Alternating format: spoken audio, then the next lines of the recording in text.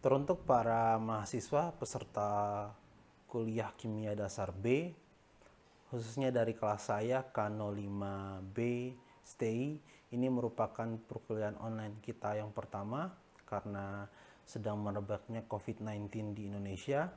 Kita berharap agar masalah virus COVID-19 ini bisa segera teratasi sehingga kita semua bisa melaksanakan lagi kegiatan belajar mengajar secara tatap muka di kelas. Saya menghimbau kepada para mahasiswa agar sama-sama menjaga keselamatan dan kesehatan dirinya masing-masing serta orang lain dengan selalu menjaga kebersihan, saling mencuci tangan menggunakan sabun ataupun hand sanitizer, kemudian menjauhi keramaian-keramaian, kemudian melakukan social distancing jika tidak ada kegiatan yang atau kepentingan yang begitu urgent, agar sebaiknya berdiam diri di rumah, di kamar kosan maupun di tempatnya masing-masing. Kita akan mulai kuliah kita yang pertama ini, kuliah online kita yang pertama ini.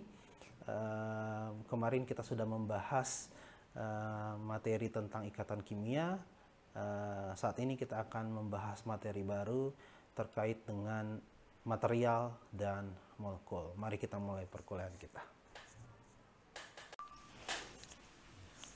Pada pertemuan kali ini kita akan membahas topik molekul dan material. Topik ini akan dibagi ke dalam beberapa subtopik. Subtopik yang pertama adalah struktur padatan. Kalian tentu sudah tahu bahwa padatan merupakan salah satu jenis fasa. Terdapat 3 jenis fasa yang umum, yaitu fasa gas atau fasa uap, fasa liquid atau fasa cairan, dan fasa solid atau fasa padatan. Nah, padatan ini bisa kita bagi ke dalam 2 jenis. Yang pertama adalah padatan amorf, dan yang kedua adalah padatan kristalin, atau kita kenal juga sebagai kristal. Apa perbedaan kedua jenis padatan ini? Perbedaannya terletak pada susunan atom atau susunan molekul dari padatan amorf maupun kristalin. Padatan amorf memiliki susunan atom atau susunan molekul yang tidak teratur, yang acak atau random. Sedangkan padatan kristalin atau kristal memiliki susunan atom atau susunan molekul yang teratur, berulang, periodik dalam jangka yang panjang, atau kita kenal dengan istilah long range order. Nah, susunan atom atau molekul inilah yang membedakan antara padatan amorf maupun padatan kristalin. Contoh padatan amorf yang sering kita jumpai dalam kehidupan sehari-hari, misalkan gelas, kemudian karet atau rubber, apalagi pasir. Nah, pasir ini memiliki kandungan utama SiO2 atau silika atau silikon dioksida. Nah, susunan SiO2 dalam pasir itu tidak teratur atau acak, sehingga pasir diklasifikasikan sebagai padatan amorf. Sedangkan contoh dari padatan kristalin yang paling sederhana misalkan logam, besi, tembaga, emas, platinum, perak, dan logam-logam yang lain itu diklasifikasikan ke dalam padatan kristalin. Jadi semua padatan, semua padatan yang memiliki susunan atom atau susunan molekul teratur, periodik, berulang pada jangka yang panjang atau long range order, itu kita sebut sebagai padatan kristalin. Jadi tidak terbatas, misalkan pada pandangan masyarakat awam itu kristalin, padatan kristalin atau kristal itu misalkan benda-benda yang berkilau, bola kristal atau lampu kristal, atau perhiasan. Jadi tidak sesederhana itu. Secara kimia, itu semua padatan yang memiliki susunan atom atau molekul teratur, periodik berulang dalam jangka yang panjang, itu termasuk dalam kristal. Nah, kalian perlu perhatikan bahwa kristal ini memiliki, seperti sudah tadi dijelaskan, kristal memiliki susunan atom atau molekul yang teratur. Sekarang kalian bayangkan dalam rumah kalian ada suatu ruangan persegi seperti ini, di mana lantainya tersusun atas keramik, tersusun dari keramik-keramik, mana seperti kita ketahui keramik itu pada umumnya memiliki corak yang sama dan khas. Nah, bayangkan bahwa lantai ruangan tersebut tersusun atas banyak keramik. Nah, keseluruhan dari lantai ruangan tersebut itu bisa kita anggap sebagai kristal. Sedangkan keramik itu merupakan susunan atom atau susunan molekul yang berulang. Nah, susunan atom atau molekul yang berulang ini kita kenal dengan istilah unit cell atau satuan sel. Jadi unit sel yang berulang itulah yang kemudian membentuk struktur kristal atau struktur padatan kristalin. Pada kenyataannya terdapat 7 bentuk unit sel yang diklasifikasikan berdasarkan panjang sisi dan sudut yang dibentuk oleh sisi-sisi unit sel tersebut. Terdapat bentuk kubik atau kubus, tetragonal, ortorombik, heksagonal, monoklinik, triklinik, dan trigonal. Namun pada pembahasan kali ini kita hanya akan fokus kepada unit sel berbentuk kubus, di mana unit sel kubus ini merupakan unit sel yang paling sederhana dengan panjang sisi yang sama dan sudut yang dibentuk oleh sisi-sisinya sebesar 90 derajat. Sementara 6 jenis atau 6 bentuk unit sel yang lain tidak kita ikutkan ke dalam pembahasan topik kali ini.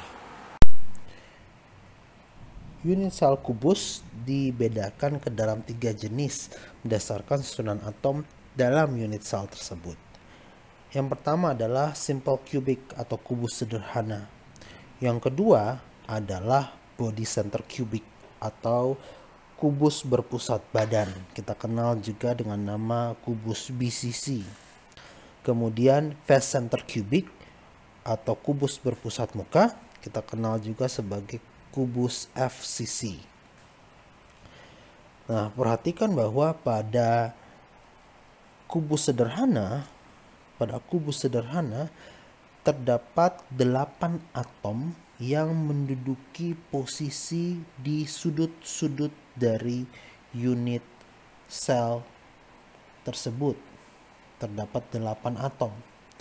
Namun perhatikan juga bahwa atom tersebut masing-masing hanya 1/8 bagiannya saja yang masuk ke dalam kubus ini. Oke, perhatikan hanya 1/8 saja. Sehingga jumlah atom di dalam satu unit sel kubus sederhana adalah 1/8 dikali 8 sama dengan 1 atom saja. Kita bandingkan dengan body center cubic atau kubus BCC.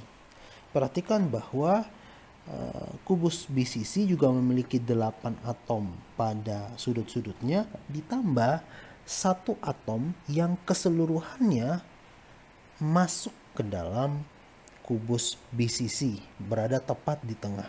Sehingga jumlah atom pada kubus BCC adalah 1/8 dikali 8 ditambah 1 sama dengan 2 atom. Bagaimana dengan kubus FCC? Perhatikan bahwa kubus FCC juga sama seperti dua kubus yang lain, memiliki 8 atom pada sudut-sudutnya dan tambahan 6 atom pada bagian sisi.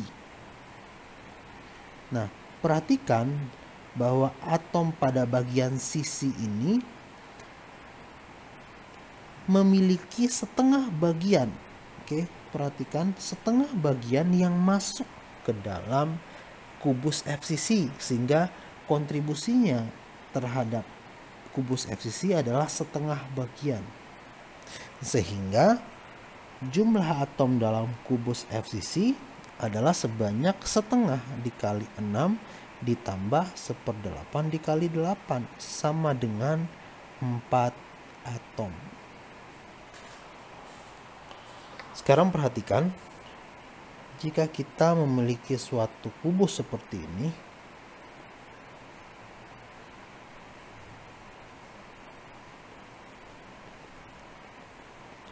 jika ada satu atom yang berada di dalam,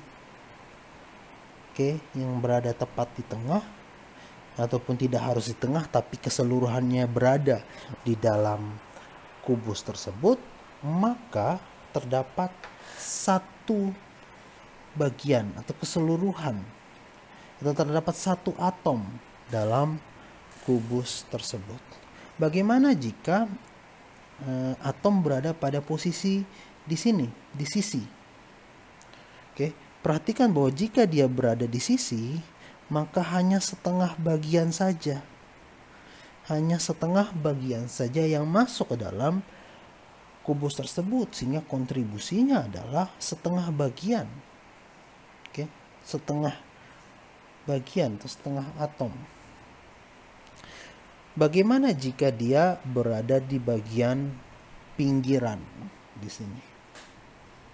Perhatikan, jika dia berada di bagian pinggiran, maka 1/4 bagian yang masuk. Kenapa 1/4? Karena setengah, perhatikan, setengah dibagi lagi setengah. Maaf, dibagi lagi 2. Nah, setengah, kemudian dibagi lagi 2.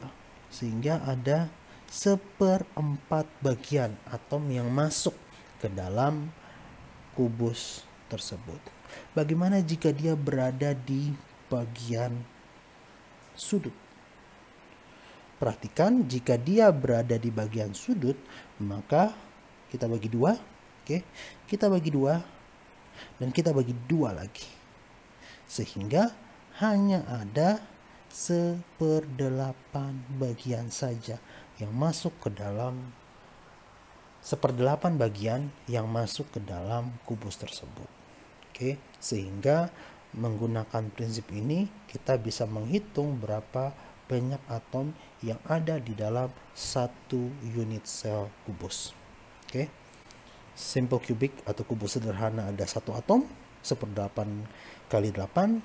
Kubus BCC ada 2 atom, 1/8 kali 8 plus 1. Dan kubus FCC ada 4 atom, hasil dari setengah kali 6 ditambah 1/8 kali 8 atom. Hal lain yang penting dari materi ini adalah bilangan koordinasi. Apa itu bilangan koordinasi? Nah, bilangan koordinasi ini menyatakan banyaknya atom yang berkoordinasi atau bersentuhan langsung dengan suatu atom. Saya ulangi, bilangan koordinasi menyatakan jumlah atom yang berkoordinasi atau bersentuhan langsung dengan suatu atom.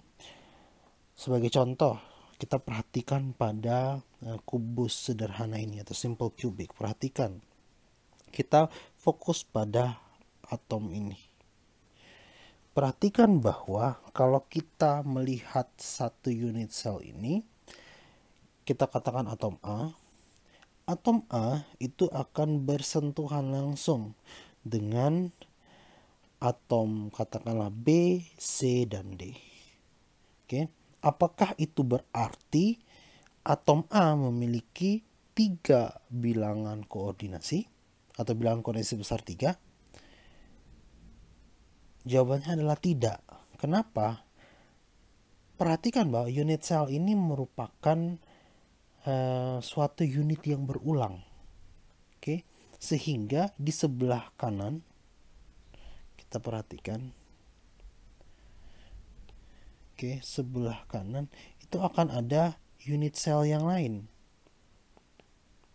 Oke, dengan atom berada pada bagian sudut-sudut. Begitupun bagian atas. Oke. Seperti ini. Oke. Begitupun bagian, kita sambung ke bagian depan. Perhatikan. Maaf, gambar saya agak kurang bagus. Oke. Sehingga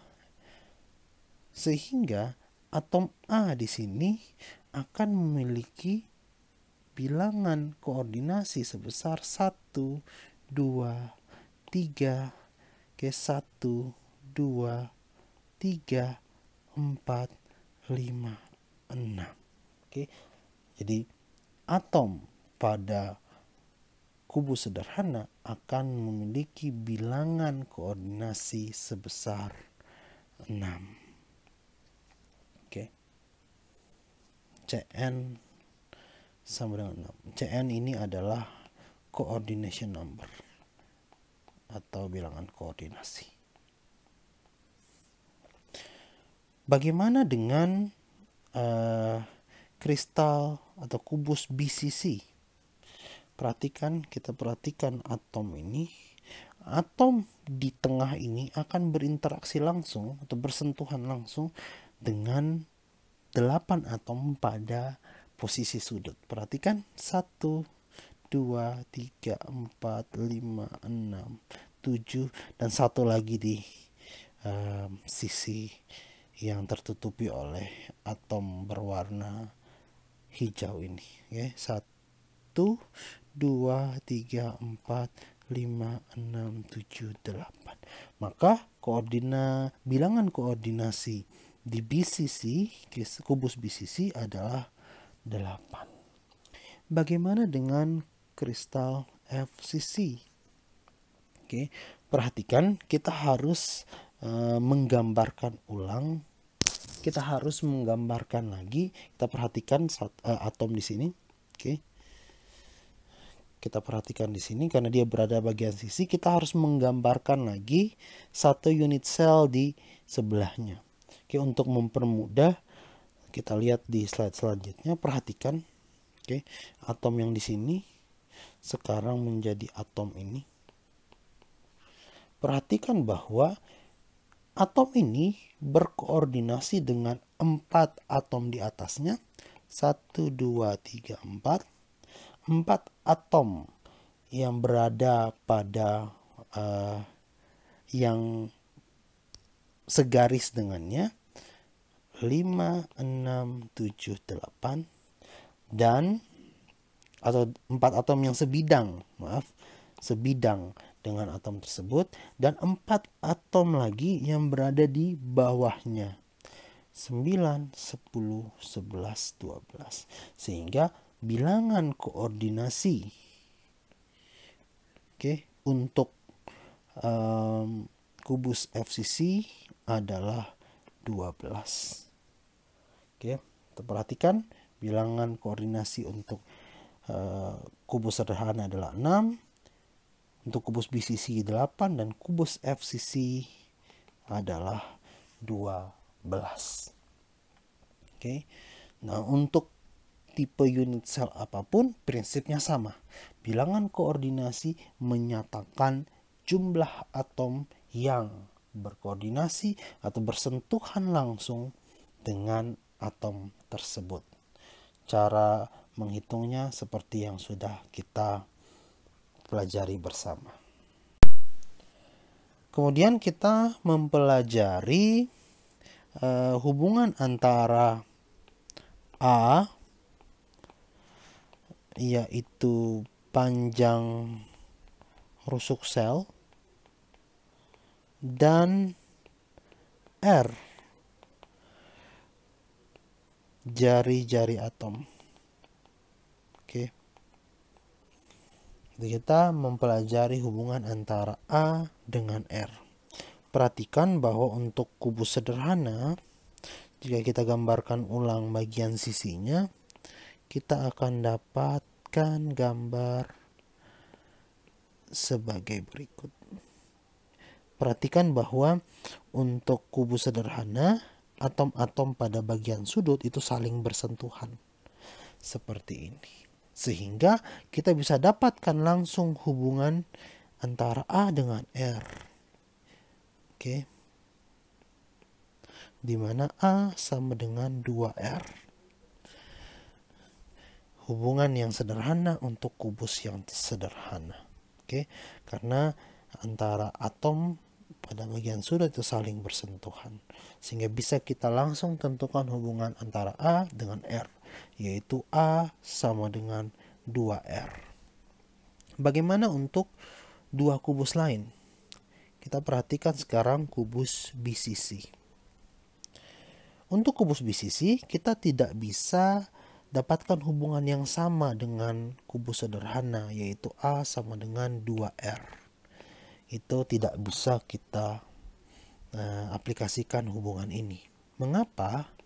Karena pada kubus BCC, atom-atomnya pada bagian sudut itu tidak saling bersentuhan. Sehingga kita tidak bisa tentukan hubungan A sama dengan 2R. Bagaimana kemudian menentukan hubungan A dan R? Kita harus cari bagian di mana atom-atom akan bersentuhan secara langsung. Bagian ini bisa kita dapatkan pada diagonal ruang dari kubus BCC. Oke. Perhatikan bahwa atom yang berada di tengah kubus BCC itu bersentuhan langsung dengan 8 atom yang berada pada bagian sudut. Sementara antara atom pada bagian sudut itu mereka tidak saling bersentuhan. Itulah mengapa tadi di penentuan bilangan koordinasi BCC kita pakai hubungan antara atom di bagian tengah dengan atom yang berada di bagian sudut. Oke, kalau kita perhatikan diagonal ruang di sini dan kita gambarkan ulang pada bidang 2 dimensi, kira-kira, maaf kalau gambar saya jelek, kira-kira kita akan dapatkan gambar seperti berikut ini.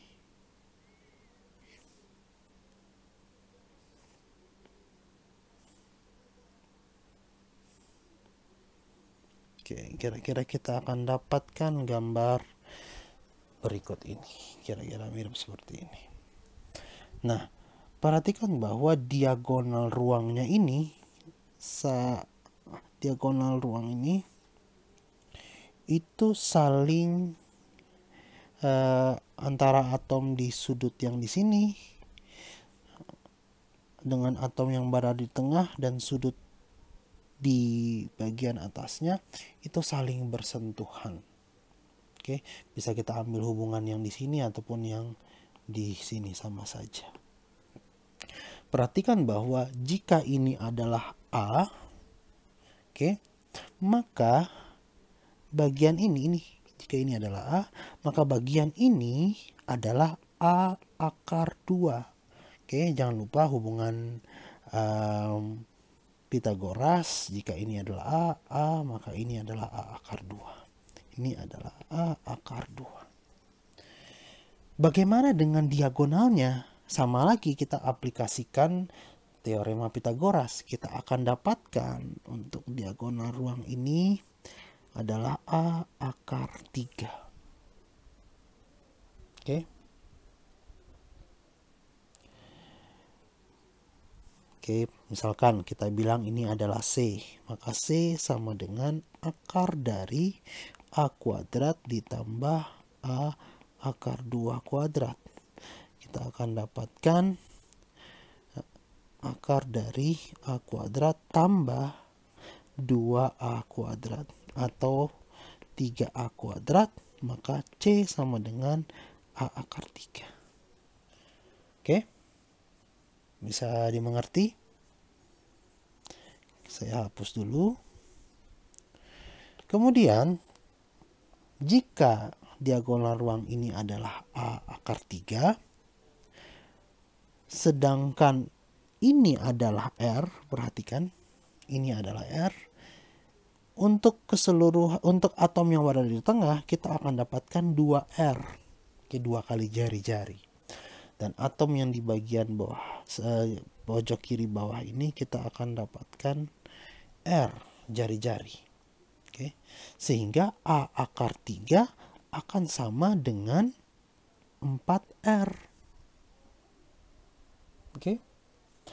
A akan sama dengan 4 per akar 3R atau 4 per 3 akar 3R.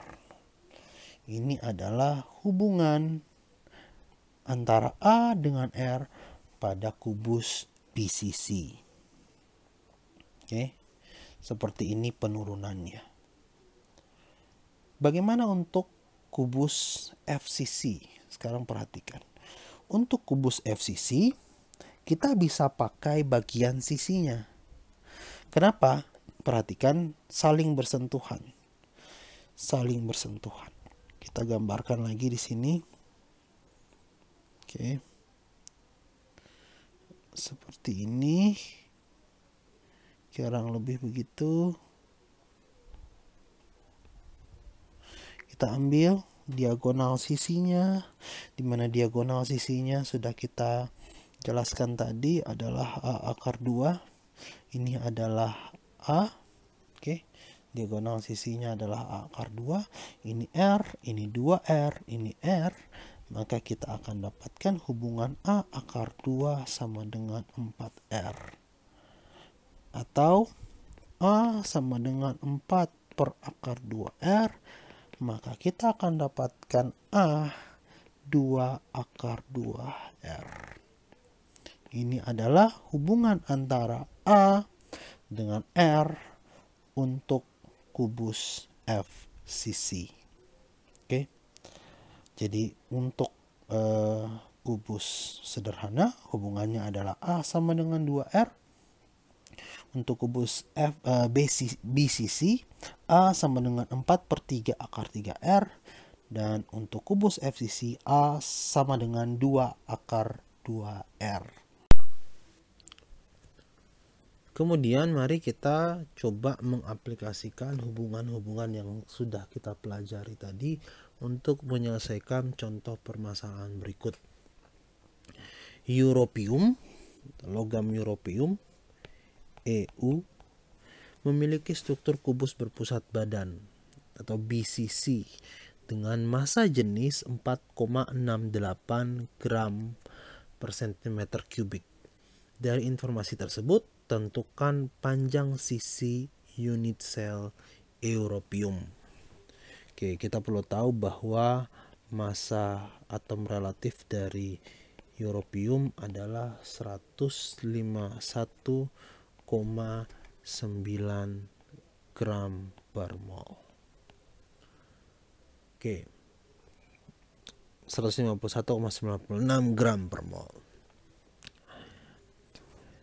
Yang perlu kita lihat pertama kali adalah europium memiliki struktur kubus berpusat badan. Oke. Jangan lupa struktur kubus berpusat badan.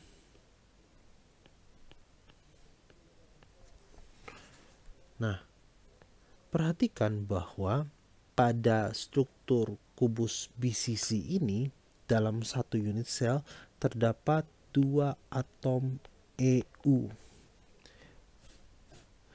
Sehingga kita bisa menggunakan data massa jenis 4,68 gram per centimeter kubik sebagai berikut. Rho sama dengan M per V. sama dengan 4,68 gram per centimeter kubik. Ini sama saja dengan massa 2 atom europium per volume unit cell. Perhatikan. Oke. Densitas sebesar 4,68 gram per centimeter kubik itu akan sama dengan massa 2 atom europium dibagi dengan volume unit cell. Mengapa begitu? Karena dalam satu unit cell kubus BCC ini terdapat 2 atom EU. Oke. Sehingga dari hubungan ini kita bisa menghitung volume unit cell dari europium. Perhatikan, massa 2 atom EU adalah massa 2 atom EU adalah 151,96 gram per mol, dikali 1 mol per bilangan Avogadro 6,023 kali 10 pangkat 23. Molnya bisa kita coret. Kita akan dapatkan massa dari 1 atom EU. Ingat, kita kan harus menghitung massa 2 atom EU. Kita kalikan dengan 2. Dibagi dengan volume unit cell, itu akan sama dengan 4,68 gram per centimeter kubik. Maka volume unit cell itu akan sama dengan, perhatikan gramnya bisa kita coret, 151,96 dibagi 6,023 kali 10 pangkat 23. Kita akan dapatkan berat satu atom EU adalah 2,52 kali 10 pangkat minus 22 gram. Kita kalikan dengan 2. Gram di situ tadi sudah kita coret. Dibagi dengan 4,68. Satuannya adalah centimeter kubik. Kita akan dapat angka sebesar 1,08 dikali 10 pangkat minus 22 cm kubik. Ini adalah volume dari unit cell. Bagaimana kita menentukan panjang unit sel dari europium atau A? Jangan lupa untuk bentuk kubus, volume itu adalah A pangkat 3. Kita sudah tahu volumenya, maka kita akan bisa menentukan A-nya. A adalah akar pangkat 3 dari V. Atau akar pangkat 3 dari 1,08 kali 10 pangkat minus 22. Kita akan dapatkan nilai A sebesar 4,76 kali 10 pangkat minus 8 cm. Jangan lupa sentimeter itu kan 10 pangkat minus 2 meter. Sehingga ini bisa kita tuliskan 4,76 kali 10 pangkat minus 8 kali 10 pangkat minus 2 meter. Atau 4,76 kali 10 pangkat minus 10 meter. Jangan lupa 10 pangkat minus 10 meter ini sama dengan 1 angstrom. Sehingga A atau panjang sisi unit sel europium adalah 4,76 angstrom. Ini jawaban yang kita dapatkan. Jadi perhatikan bagaimana kita bisa menentukan panjang unit sel europium ini dengan menggunakan hubungan-hubungan yang sudah kita pelajari sebelumnya. Oke. Anda harus bisa menentukan, pertama-tama Anda harus bisa menentukan berapa banyak atom yang berada dalam unit sel. Kemudian jika Anda sudah menentukan berapa banyak atom dalam unit sel tersebut, berat dari total atom dibagi dengan volume unit sel itu akan sama dengan densitas dari kristal tersebut. Kemudian Anda bisa menentukan volume unit selnya sebagai berikut. Oke. Masa atom relatif dibagi dengan bilangan Avogadro, Anda akan dapatkan berat dari satu atom saja dikali 2, karena 2 merupakan banyaknya atom dalam satu unit sel, dibagi dengan volume unit sel akan sama dengan rho atau densitas kristal tersebut. Oke. Kemudian di tata ulang Anda akan dapatkan volume unit sel sebesar sekian, 1,08 kali 10 pangkat minus 22, dan jangan lupa pelum sama dengan akar pangkat 3 dari panjang rusuk atau panjang sisi unit sel. Sehingga dengan secara sederhana Anda bisa menentukan A sama dengan akar pangkat 3 dari V, sehingga Anda akan dapatkan panjang sisi unit sel dari europium sebesar 4,76 angstrom. Baik, kita coba menyelesaikan permasalahan selanjutnya. Di sini disebutkan bahwa unit sel iridium, logam iridium IR, itu berbentuk kubus berpusat muka atau FCC.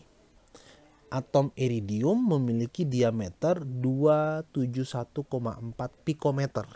Tentukan massa jenis iridium. Perlu kita ketahui bahwa massa atom relatif dari iridium adalah 192,217 gram per mol. Baik. Yang perlu kita perhatikan adalah massa jenis iridium. Ini yang ditanyakan. Untuk menentukan massa jenis iridium, kita perlu mengetahui yang pertama, jumlah atom iridium. Yang kedua adalah massa dari atom iridium. Dan yang ketiga adalah volume unit sel. Ketiga parameter ini harus kita ketahui untuk menjawab permasalahan ini. Yang pertama, terkait dengan jumlah atom IR. Jumlah atom IR berapa untuk FCC? Ada 4. Jangan lupa kita sudah diskusikan di awal bahwa untuk kubus berpusat muka terdapat 4 atom. 4 atom. 3 atom pada bagian sisi, dan 1 atom pada bagian sudut. Setengah kali 6 ditambah 1/8 kali 8. Bagaimana dengan massa atom iridium? Perhatikan, AR-nya adalah 192,217 gram per mol. Ini kita bagi dengan bilangan Avogadro 6,02 kali 10 pangkat 23. Molnya kita bisa coret sehingga kita akan dapatkan massa dari satu atom iridium, yaitu sebesar 3,19 dikali 10 pangkat minus 22 gram. Kemudian bagaimana dengan volume unit sel? Untuk menghitung volume unit sel, kita perlu tahu dulu panjang rusuk atau panjang sisi unit sel iridium. Ingat, untuk FCC hubungannya adalah A sama dengan 2 akar 2R. Oke. Atau akar 2D. Perhatikan bahwa 2 kali R, 2 kali jari-jari itu sama dengan diameter. Diameter dari siapa? Dari atom iridium. Sama dengan akar 2 dikali 271,4 pikometer. Tapi jangan lupa pikometer itu 10 pangkat minus 12 meter. Sehingga kita bisa tuliskan seperti ini. Oke. Dari perhitungan ini kita akan dapatkan nilai A sebesar akar 2 dikali 271,4 dikali 10 pangkat minus 12 itu akan sama dengan 3,84 kali 10 pangkat minus 10 meter. Ini belum volume unit cell, ini masih panjang sisi sel atau panjang rusuk sel. Volume unit cell itu adalah A pangkat 3. Oke, maka kita akan dapatkan 3,84 kali 10 pangkat minus 10 meter pangkat 3. Oke, kita akan dapatkan volume unit cell iridium sebesar 5,65 dikali 10 pangkat minus 29 meter kubik. Oke. Bisa kita ubah ke sentimeter pangkat 3 karena pada umumnya densitas kita nyatakan sebagai gram per sentimeter pangkat 3. Bisa. Dengan sangat gampang kita bisa konversi meter pangkat 3 atau meter kubik ke sentimeter kubik. Jangan lupa 1 meter kubik itu akan sama dengan 10 pangkat 6 cm kubik.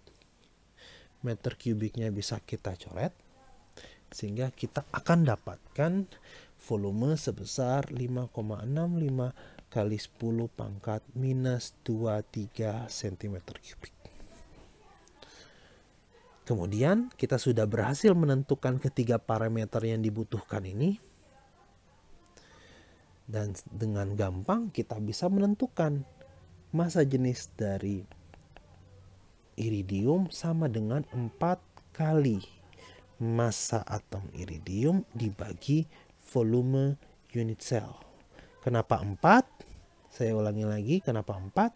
Karena dalam satu unit cell FCC itu terdapat 4 atom iridium. Oke. Maka rho iridium sama dengan 4 kali massa iridium per volume unit cell. Sehingga 4 dikali 3,19 kali 10 pangkat minus 22 gram dibagi dengan 5,65 kali 10 pangkat minus 23 cm kubik. Kita akan dapatkan angka sebesar 4 kali 3,19 kali 10 pangkat minus 22 dibagi 5,65 dikali 10 pangkat minus 23. Kita akan dapatkan densitas iridium sebesar 22,58 gram per sentimeter kubik. Jadi ini adalah dua contoh bagaimana kita menyelesaikan dua permasalahan menggunakan hubungan-hubungan yang sudah kita pelajari sebelumnya. Dengan ini kita telah menyelesaikan perkuliahan kita yang pertama. Kita berharap perkuliahan online ini bisa berlangsung dengan lancar untuk seterusnya dan sama sekali tidak mengurangi kualitas perkuliahan yang Anda semua rasakan. Kita bertemu di perkuliahan online yang selanjutnya.